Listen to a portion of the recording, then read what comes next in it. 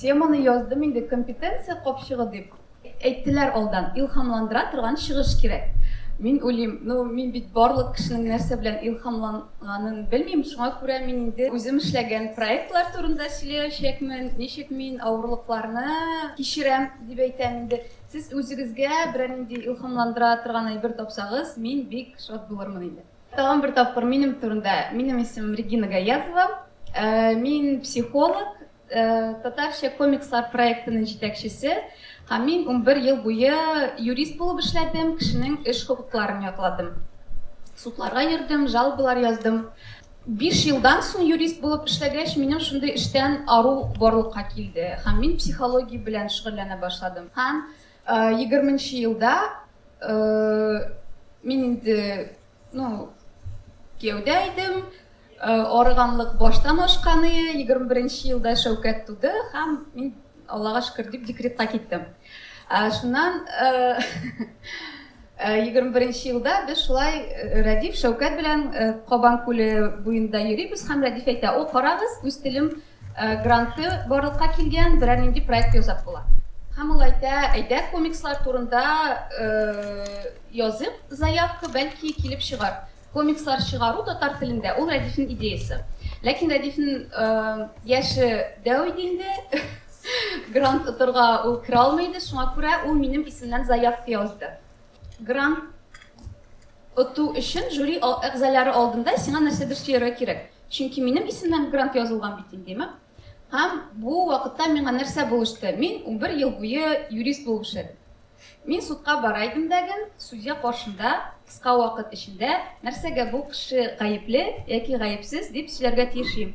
Һәм мин бөтен бу 11 ел буе җыелган компетенцияны шушы грант откан вакытта кулландым дип әйтә алам инде. Мин бардым да һәм жюрига аңлаттым: "Әйе, безнең проект бар. Нәрсәгә безгә ышана аласыз? Нәрсәгә безнең проект тормышка ашырыла торган?" Һәм безгә ышандылар. 21 елда үз телемдә без финанслар бирделәр инде. Һәм 21-22 елларда без беренче татарча комикслар җыентыгын чыгардык. Берәрегез ишеткәне бармы? Просто миңа тоже 1, 2, 3. Аз, конечно, яр. Күпмедер. Бәлки без эшләп өлгермәгәнбездер инде. Бу җыентык 1000 тираж белән чыгарылган иде. Хәзер инде бу елга без тагын 1000-не чыгардык. 2000 тиражлы комикс безнең таралып бетте дип әйтсәк була инде. Хәзер инде без татар хатын-кызлары турында комикс җыентыгы ясыйбыз. Ул процессның азагына килеп җитәбез инде. Хәзер беренче проектта катнашуым турында сөйлисе килә. Ярар, безгә финанслар бирделәр. Вроде бы идея Радифнеке, мин бу проектка вообще ничек керә алам? Үземнең проект эчендә ничек үземнең урынымны таба алам дип уйлый башладым инде. Миңа шул оратор осталыгы грантны алырга булышты инде. Аннары соң мин уйлыйм: грант откач, барбер авторлар белән договорлар ясарга кирәк. Мин юрист буларак шушы өлешкә кирип киттем инде. Авторлар белән сөйләшә, барбер мин коммуникация өлешен, проектның коммуникация өлешен үзем үстемә алдым дип әйтә алам инде. Һәм проект шундый тарих, проект вакытында синең бар нинди авырлыклар килеп чыгаймы? 21 ел пандемия, анда тагын ниндидер һәм бәяләр шундый резко издательство, типография бәяләре бик нык артып китте. Без шул бер көн алдан өлгердек бәя арту алдыннан дип әйтгәндә типографияга китапны бирергә. Һәм проект дәврендә мәсәлән авторлар әйтәләр: "Ой, минем барып чыкмый. Безнең 20 авторы, ой, мин өлгерә алмыйм." Һәм без 3 авторны алмаштырдык проект вакытында инде. Шуннан проект тәмамланырга бер атна калгач, бер автор әйтә: "Мин булдыра алмыйм, мин өлгермим." Һәм мин шуңа хәтле ачуым чыкты. Мин үзем дә ясый алам бит моны. Мин разве бер төндә комикс ясап чыга алмыйм? Ясап чыга алам, чөнки мин 14 яшьтә рәсем ясарга ярата идем.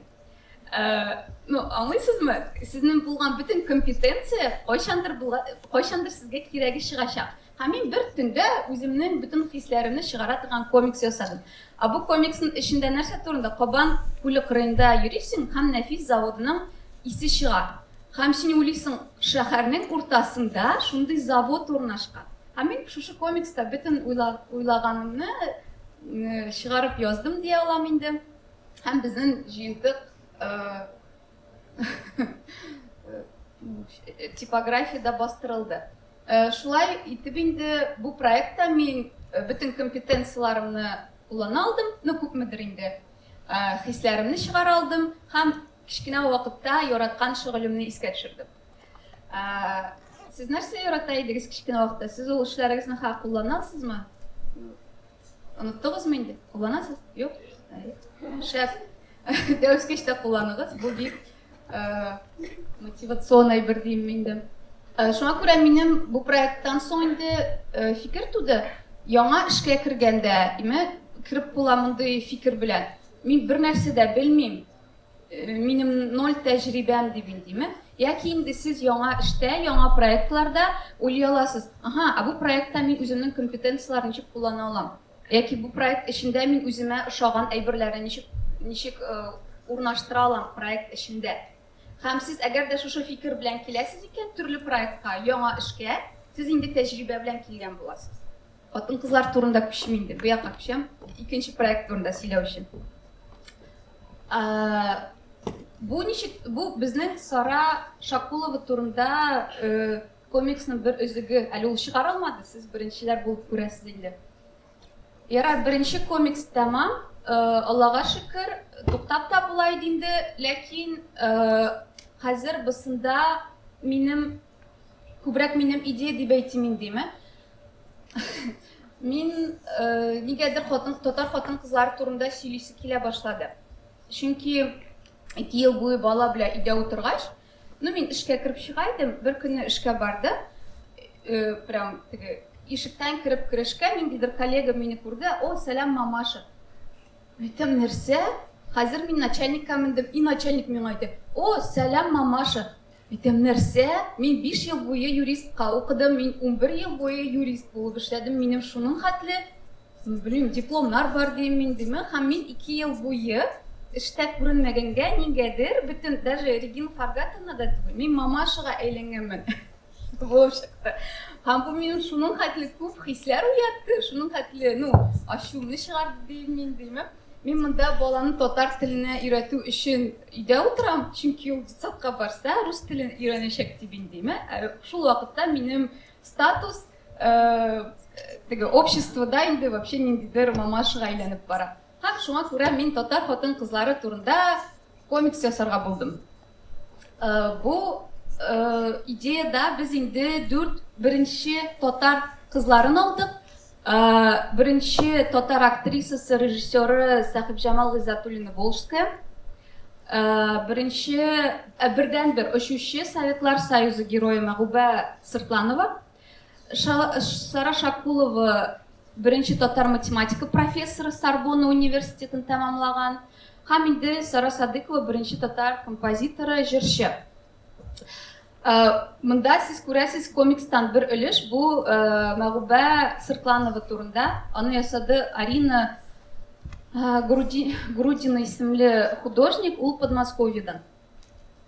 Хәзер икенче проект ничек чынга ашты? Ул җиңел булмады. Бу проектны вообще чынга ашыру бик авыр булды, чөнки мин ел буенда бер 9-10 заявка язганмындыр грантка. Һәм миңа бөтен грантлардан нигәдер заявканы алмыйлар иде.